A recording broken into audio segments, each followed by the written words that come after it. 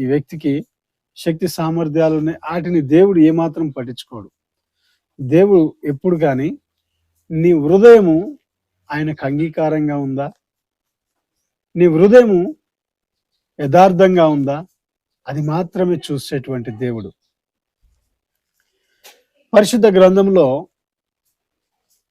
సమూయేలుని చూసినట్లయితే, సౌలు తరువాత ఒక వ్యక్తిని దేవుడు ఇశ్రాయేలుకు రాజుగా అభిషేకించాలనుకుంటాడు.